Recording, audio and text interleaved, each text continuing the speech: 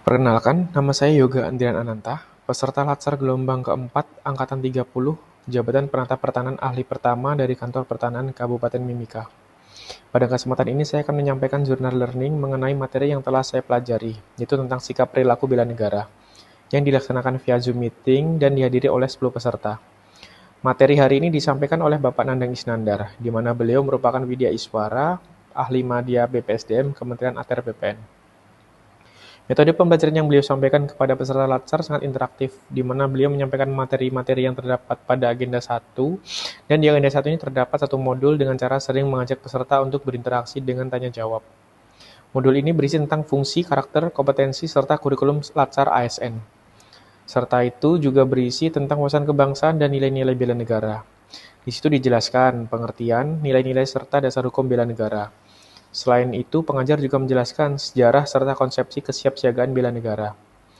Selama proses pembelajaran, ada beberapa materi yang sudah saya pahami dengan cukup baik. Materi tersebut adalah konsep utama dan tujuan dari pembelajaran ini, termasuk alur kerja serta penerapannya dalam konteks dasar, di mana ASN harus merepresentasikan negaranya. Oleh karena itu, ASN diwajibkan untuk menjadi teladan bagi rakyat pada umumnya, tentang perilaku yang mencerminkan wawasan kebangsaan yang baik.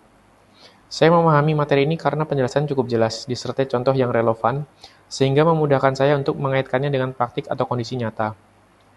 Namun, demikian, ada kendala yang saya alami, yaitu beberapa bagian materi yang belum sepenuhnya saya pahami, terutama ketika harus memahami istilah-istilah baru dan langkah-langkah yang cukup kompleks, serta kendala pada jaringan di lingkungan kantor. Untuk mengatasi kendala tersebut, saya telah melakukan beberapa usaha, di antaranya adalah membaca kembali materi secara mandiri, mencatat poin-poin penting, serta mencari referensi tambahan dari sumber lain, seperti modul, pendukung, dan video pembelajaran.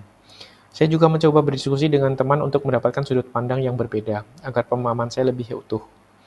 Dan untuk jaringan, saya akan mencari posisi yang sinyalnya baik, serta mempersiapkan kuota data pribadi untuk menjadi sumber daya cadangan. Saya ke depannya akan melakukan upaya yang lebih spesifik untuk memperkaya pemahaman saya terhadap materi yang sedang dipelajari. Upaya tersebut antara lain dengan membuat rangkuman pribadi, menggunakan bahasa sendiri, mempraktikkan materi melalui studi kasus sederhana, serta meluangkan waktu khusus untuk mengulang bagian yang belum dipahami. Selain itu, saya akan aktif bertanya apabila menemui kesulitan dan mencari contoh penerapan nyata agar materi lebih mudah dipahami dan diingat. Demikian jurnal learning yang dapat saya sampaikan. Semoga proses pembelajaran ini dapat terus meningkatkan pemahaman dan kemampuan saya ke depannya. Terima kasih.